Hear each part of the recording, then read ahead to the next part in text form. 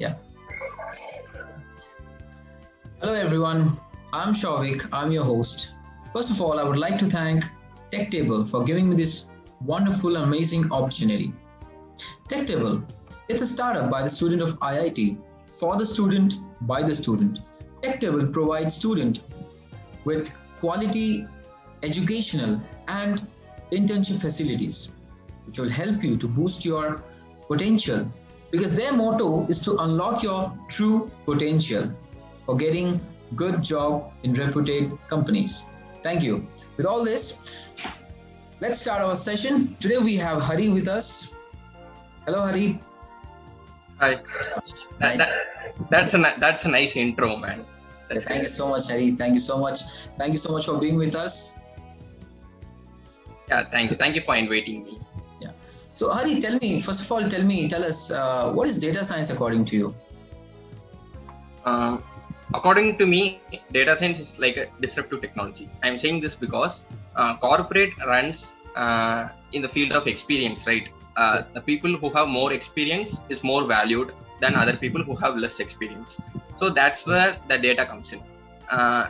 What do you mean by experienced people?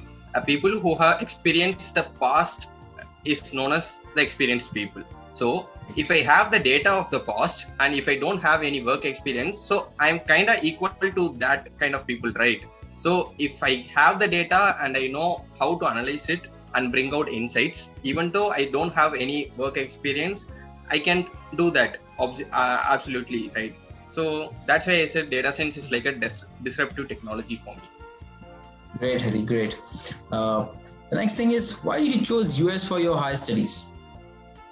I think the answer is no-brainer for everyone. Because if you're going for a computer science related field, then your first priority will obviously be US. So that's the reason I just want to study in the best university and that offers data science. So I went with US. Yeah. Great. So kindly tell us, like according to you, and the list of some top-notch colleges in US for data science. I won't give up my university. The university I'm going for, Columbia University, that's my first priority. Then apart from that, Stanford offers MS in statistics with data science specialization. If you are looking for statistics oriented data science, you can look into it. Then University of Washington is there. Carnegie Mellon offers computational data science program, and UPenn also offers MS in data science program. Yeah, there are many actually. Okay, great. But these are the top ones. Nice. So, Hari, just imagine that I'm going to opt for the data science course. Do you think, being an individual, I need to be extremely creative for this course? Let me be philosophical here, because being creative is mandatory in all fields. It won't leave data science ahead. So obviously you need to be creative because you need to analyze the data that you don't know anything about it before analyzing that data. So if you want to bring insights from the data, then you must ask questions to yourself. So you don't know the answer, but you just ask the questions and bring out the answers from the data. So obviously you need to be creative for this. I think that's not a big problem. Every humans are creative on their own way. So Okay, the most common thing about data science is a lot of people, they link up data science with a kind of storytelling. So can you tell us, like, what do you think data science and storytelling is all about? As I said, data science is like bringing insights from the data. So the motto of this must not be that that insights won't be useful for you, but it might be useful for another team in your same company or in your own corporate. So if you have the insights, you have to tell it to someone in the other department. So the storytelling comes here. If you analyze the data and bring out amazing results, and if you can't tell the story properly, then it might reflect back on the results. So storytelling is an important part in the communication within people here. Okay. So tell us about the skills required for a data science course. Like, I'm a beginner, I just want to opt for this course, and what all skills do I need to have? The one tool that we have been learning since childhood, MS Excel, obviously it is a mostly underrated tool actually. We can use that for data analytics. But apart from that, the most hot tools in data science are Python and R programming, and Tableau is there. Microsoft has Power BI. Yeah, these are the most important tools required. Okay. So, what do you think data science will be in next 10 years? I mean, data science and its future according to you? If you opt for any data science bootcamp course, you can see this, what I am going to say in the first video itself. They will say that there are more data collected starting from this online era, but we are not utilizing the data as much as that we are collecting the data. So there are many data that have been left out unused. If we can use those data and convert that data into insights, then there is a lot of things we can do with that. So obviously the data is not going to reduce in future years. It's going to be higher and higher as the technology evolves and stuff. So data science has a big big scope in future. Great. Okay. So Hari, you're going to US, and we all know that US is such expensive place, for Indians, because the exchange rate is too high. $1 is equivalent to like 75 rupee or maybe more than that. So are there like any sort of scholarship that we would like to suggest to our students who are watching this video? I mean, for applying, yeah. If you're going for any public universities, mostly every universities will have an option of giving any scholarships. As I'm going for private university, I don't overcome with the chance of getting any scholarship at Columbia.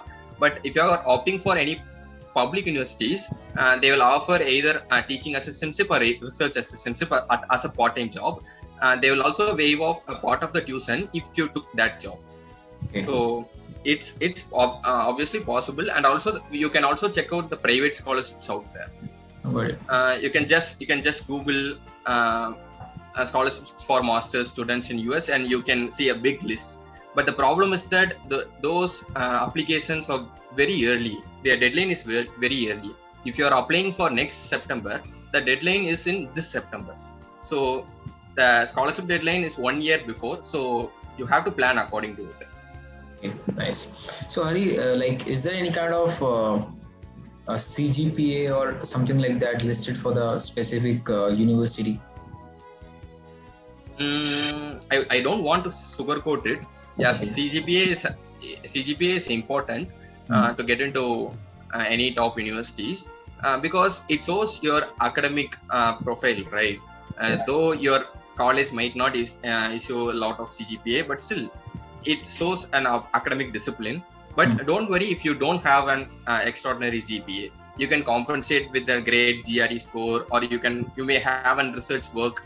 I know a guy who got into Columbia with 7.7 CGPA, but his research work is awesome. He has three papers in international journals and 2 patents he has, I guess.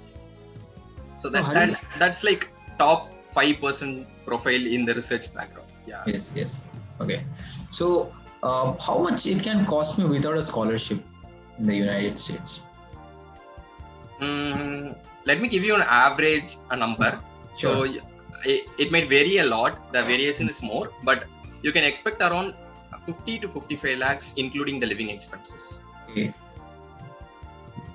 This is the average number. If you're going for an Ivy League, obviously the fees would be more. And if you're going for public universities with a scholarship, then you can also manage within 30 lakhs. It's possible. So what are those major points to look at while selecting college?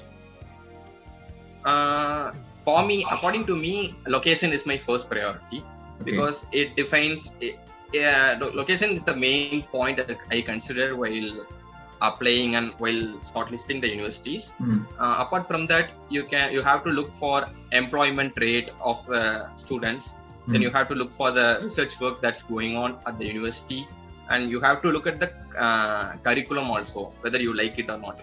Because the master's degree might say that master's in computer science, but if you don't like the curriculum of it, then there's no use to study it, right? You just need the degree. You have to love it. It seems that you have done a lot of geographical and political research. That's great, Hari. That's amazing. So, tell me, in just simple words, data science in United States of America versus data science in India. That's an interesting question. Yeah. The point is, education in data science at India is developing now only, I guess, because IIT Madras has MTech in data science program from 2019 or 2020, I guess. But United States started their education in data science very far back. They started 12 years back, I guess. So they would have gone through the curriculum. They have iterated through the syllabus, and they would have included more recent updates in data science. But I feel that Indian universities might not have that. I haven't done my research in Indian universities. Please excuse me if I'm wrong about it. Okay, yeah, that's what I feel. So please share your preparation strategy. Let me tell the timeline which I followed, the entire application process. I started my GRE preparation in August 2020. The preparation went like 45 months. I gave my IELTS. I didn't give TOEFL. I gave IELTS on September. I gave my GRE on October. Actually, this is very late. You have to do it at least 1 or 2 months soon. But I didn't figure it out earlier. I've done the process late, and I lagged out on many things. That's why I didn't apply for any private scholarships. That's what I told you earlier. Then you will work on SOPs and you get your LORs from the professors. You have to do that in the months of October and November, and you will start applying for the universities from the December. From December to the deadline will last till February maybe for some universities, and the universities will give decisions from Jan, Feb, March. Okay. So Hari, why did you switch your field of engineering? And how difficult it was for you? Actually, this thought came because of this quarantine. I just was sitting alone in home. As I am mechanical engineering student, I don't have much things to do with just a laptop. So I just looked out for new things. What can I do as a single person sitting at home? Then I feel that I'm good at mathematics and mathematics and programming. The data science is the correct mixture of both. So okay. I came to know about it while speaking to many seniors and alumni. Then I figured it out. This is the right platform for me. I don't think it's very difficult for me because there are a lot of resources available on YouTube, Coursera, and everything. You can access everything for free. So I just learned everything. I haven't spent a single penny to learn some new stuff. So yeah, it's not I don't say it's a very difficult transition. It's quite smooth and easy. So kindly tell us about some specific courses. You mentioned Coursera and YouTube. Kindly tell us some specific content in both of them if possible. There is an amazing YouTuber called Chris Naik. If you are into data science, you will definitely know him. The problem is that his video quality is not that great, so that he can't attract much audience. But I feel he's very underrated and he need more attention because his lectures are awesome. If you are into data science, you can't neglect this fact. So I would suggest you to check out Chris Naik videos, and Udemy has a machine learning course, machine learning A to Z. If you search machine learning, that's the course that will pop up on the top at Udemy. Then I feel a lot of courses are there on YouTube. I just skim through YouTube and learn whatever is there. So our viewers, kindly go and check those videos and subscribe. The most underrated teacher or faculty, you say? Chris Naik. Chris Naik. His name is Chris Naik. Chris Naik. That's great. So now let's talk about the job opportunities. What do you think? After finishing this course, where you will be? I mean, the most the most probable, the company or something else, or maybe a startup, anything. As I'm going for New York is known for fintech capital, right? So I'm mostly looking for data science role in financial fields. I don't know whether it might I might change my mind in future. I would look back to this video and I recognize that I haven't gone to that. But as of now, I'm planning to go into fintech field by applying data science into it. So, And as you ask about US, I think I have said this before. US is at if you're going for computer science, the US must be the first priority, unless you are ready to take that risk, because US has that OPT period and many complicated stuff yes, out there. yes. Yeah, if you are ready to take that risk, then you must definitely go to US. Great. So, what about the course duration? And one more important thing. Do we have the rigid attendance system like in India, in US as well? The course duration, as usual, it would be typically 2 years for masters, but there are some universities which have 1.5 years. For me, Columbia, the course duration is 1.5 years. I'm not sure about the attendance system that you asked. I think that there will be an attendance system there, but I haven't asked much about it to the seniors. Okay. Thank you for saying this. I'll ask this question to the seniors after I get an answer for it. Yeah. So Hari, how do you evaluate the attendance, the rigid and strict attendance system of India? I mean, compared to other colleges. I don't know, man. I think no student would praise this attendance system. I'm standing with them. So I don't know. Keeping the attendance system and forcing us to attend the classes is that's not the thing we have to do in colleges, because we are matured enough to know that the class is enough for the classes required or not. So yeah, attendance must not be the forcing part to attend us to that class. Yeah. Okay. And what about the assignment and all these things, like the writing papers in the name of assignments and projects? What do you feel? Like something need to be done just to improve the quality of the education? Actually, I spoke with many students at US. They say that the assignments are very rigorous at US. If you are going for master's program, the whole weekend will go as of like doing that only the assignments itself. But at India, I don't think that's the case. We just copy the assignments from our friends and submit it, but we can't do that at US, I guess. I can't say this. I can't compare these two before going there. I must experience it myself, and I have to say this.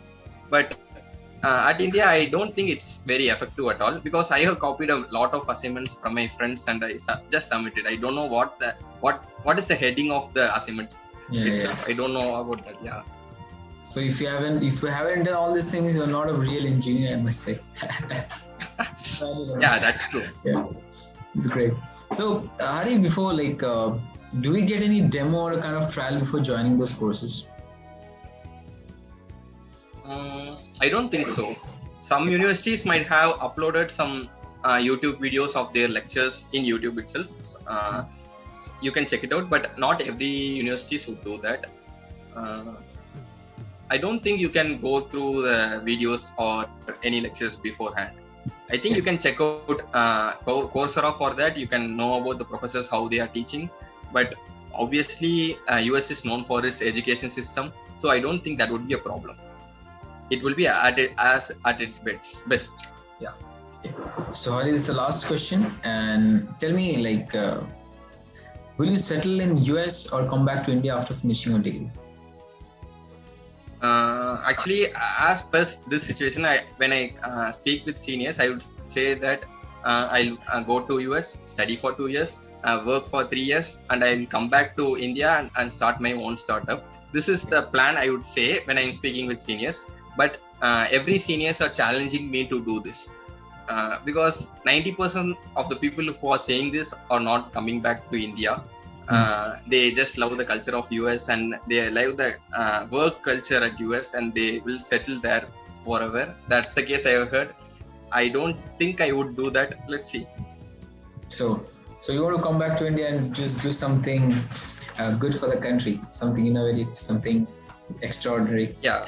Yeah. So it's a different thing. Like you're going to a new place, new culture. What is the culture over there is all about? I don't think I can say this now. I'm still in India. I just know the culture by seeing movies and TV shows, but I don't know what's really happening there. We can do another interview after I go there. Then we can say. Sure. Great. Yeah. Oh, so any motivational quotes that drives you through, or anything you want to tell to our viewers? Yeah, I just want to say one thing. If you are planning to do masters or any bachelors in other country, there are many criteria you have to go through. They will look for your GPA, they will look for your GRE score, they will look for your ISOP, LO, or everything. So if you ask a person to recommend some university or evaluate your profile, don't do that, please. Don't ask anyone to evaluate your profile, because I will tell you a small story. I did this mistake earlier. I connected with Columbia adjunct professor on LinkedIn. I asked whether my profile is qualified for getting into Columbia or not. He have gone through my profile and he said that you must have done something big to get into an Ivy, and you don't have real work experience, and you don't have an amazing profile. You're just motivated to do something big, but you haven't done something big already. So he said that it's very difficult to get into Columbia. That really demotivated me. But he's a Columbia adjunct professor. Still, he can't say it right. Finally, I got into Columbia, right? Yeah. So don't hear from anyone if they say you can't get into this university. Just apply for it. Let the admission committee decide whether you can get it or not. This is the only thing I have to say to the aspirants. Okay, so guys, those who are watching us, this is real success. When someone is telling you that you cannot do, and the next moment or after a few weeks or a year or months, you're going and standing in front of the same person and saying, I have done something big, extraordinary, and I'm self-motivated, I'm here. Even no matters what the world think or feel about you, it's you who's going to define your own path and your journey. Right, Hari? Yeah, exactly, man. So it is completely motivating, and thank you for joining us. Thank you, Souvik. Thank you for listening my story, and I appreciate your time. Thank you. And this is for our viewers, those who are watching us, please do subscribe and hit the bell icon for this kind of creative and amazing content. Thank you so much. Stay safe. Jai Hind. Namaste.